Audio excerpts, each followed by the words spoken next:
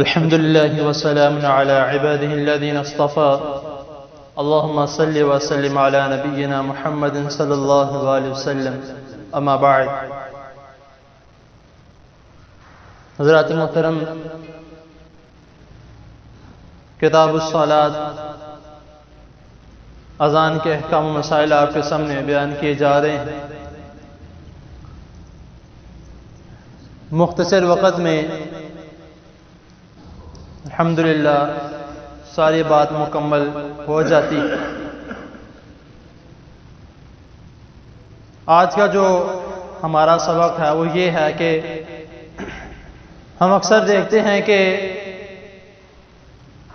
بہت زیادہ لوگ الا ماشاءاللہ کچھ لوگ ایسے ہوتے ہیں جو جہاں پر بھی ہوں، جیسے بھی ہوں، راستے میں گزر رہے ہوں یا سفر کر رہے ہوں، تو وہ کسی مسجد سے اذان کی آواز سنے تو وہ کوشش ہوتی ہے کہ ہم رک کر پہلے نماز پڑھ لیں، پھر باقی اپنا سفر جاری کریں. یا کوئی مسجد کے باہر سے گزر رہا ہو اور نماز کا وقت ہو جائے تو اسی مسجد کے باہر اپنی موٹر سائیکل یا گاڑی کھڑی کر کے وہ آ کے نماز ادا کر کے پھر چلا جاتا. بہت کم گنتی کے چند لوگ ہیں، اتنی زیادہ عوام میں سے، اتنے زیادہ لوگوں میں سے گنتی کے چند لوگ ہیں جو ایسے ہیں. تو لیکن آپ دیکھتے ہیں، ٹی وی میں بھی دیکھتے ہیں یا موبائلوں میں بھی دیکھتے ہیں، یا جو لوگ وہاں پہ گئے ہیں انہوں نے بھی دیکھا ہے کہ مکہ مکرمہ میں اللہ تعالیٰ سب کو لے کے جانا نصیب فرمائے اور پھر اس کو آباد فرمائے. مکہ مکرمہ میں اور مدینہ منورہ میں آپ نے دیکھا ہوگا کہ جیسے ہی اذان شروع ہوتی ہے ساری دکانیں بند ہو جاتی ہیں، اور جب وہاں پر کوئی بھی چیز خریدنے جاؤ تو وہ کہتے ہیں بعد الصلاۃ، نماز کے بعد آنا. جہاں کہاں پہ بھی جاؤ، جس چھوٹی سی چھوٹی دکان پر بھی چلے جاؤ، بے شک کوئی چیز خریدنی ہے یا کوئی کپڑے خریدنی ہیں، جہاں پہ بھی چلے جاؤ وہ کہتے ہیں بعد الصلاۃ، نماز کے بعد آنا.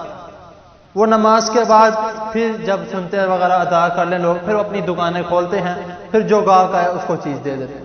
لیکن جب اذان ہو رہی ہو تب وہ کچھ بھی نہیں دیتے.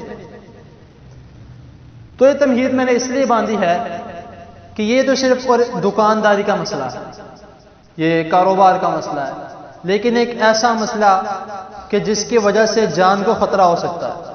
وہ کون سا مسئلہ ہے؟ جنگ کا مسئلہ ہے. نبی کریم صلی اللہ علیہ وسلم کا کیا آپ کا کام تھا؟ آپ ایسا کرتے تھے کہ جب بھی آپ کافروں پر حملہ کرتے تو زیادہ تر آپ فجر کے ٹائم کیا کرتے تھے، یعنی کہ رات کے آخری پہر میں. ترمذی کی حدیث ہے، حدیث نمبر 1816 میں، کہ نبی کریم صلی اللہ علیہ وسلم جو راوی ہے وہ یہ بیان کر رہا ہے کہ جب بھی آپ حملہ کیا کرتے تو وہ صبح کے وقت کیا کرتے. اگر آپ اذان کی آواز سن لیتے تو رک جاتے، لیکن اگر اذان کی آواز نہیں ہے تو آپ حملہ کر دیتے. تو اب یہاں پر اگر وہ مثال کے طور پہ حملہ نہیں کرتے اور ادھر سے حملہ ہو جائے تو یہاں پر تو جان کا مسئلہ ہے. لیکن پھر بھی اذان پہلے جنگ بعد. ہمارا کیا کام ہوتا ہے؟ نماز بعد. تو اب آپ دیکھ لیں ہمارا کیا کام ہوتا ہے. ہم ادھر اذان ہو رہی ہے اور اگر کوئی گاہک آ جائے کہتے اذان کو چھوڑو، نماز کو چھوڑو، اس کو بھگتا لو، یہ نکل گیا، پھر پتہ نہیں کوئی آتا ہے کہ نہیں آتا. بھائی اس اللہ پر بھروسہ کرو جس نے اس کو بیچ دیا. ہو سکتا ہے بعد میں کوئی اس سے بھی زیادہ مالدار آ جائے، کوئی اس سے بھی زیادہ مال زیادہ خریدنے والا آ جائے. کیونکہ اللہ تعالیٰ کا تو وعدہ ہے کہ جو میری طرف رجحان رکھے گا، جو میری طرف اپنے آپ کو رکھے گا، جو اللہ تعالیٰ سے کاروبار کرے گا، اللہ تعالیٰ اس کے کاروبار میں کوئی کسی قسم کا گھاٹا نہیں آنے دے گا. انشاءاللہ تعالیٰ جو بھی ہوگا، اگر ہم اللہ تعالیٰ کے ساتھ اپنا کاروبار رکھتے ہیں تو جب بھی ہوگا ہم منافع ہی ہوگا، کبھی گھاٹا نہیں ہوگا. بے شک آزما کے دیکھ لیں. کیونکہ نماز ایک ایسی عبادت ہے کہ انسان کرتا تو اپنے لیے ہے، لیکن کس لیے کرتا ہے؟ ثواب کی خاطر کر رہا ہے. اگر وہ اس خاطر کر رہا ہے کہ اللہ تعالیٰ مجھ سے راضی ہو جائے تو اللہ تعالیٰ اس سے اتنا راضی ہو جاتا ہے کہ اس کو ایسی ایسی جگہ سے رزق ملتا ہے کہ اس کے وہم و گمان میں بھی نہیں ہوتا. تو بہترین نمونہ ہمارے لیے کون ہے؟ اللہ تعالیٰ قرآن مجید میں فرماتے ہیں لَقَدْ كَانَ لَكُمْ فِي رَسُولِ اللَّهِ أُسْوَةٌ حَسَنَةٌ.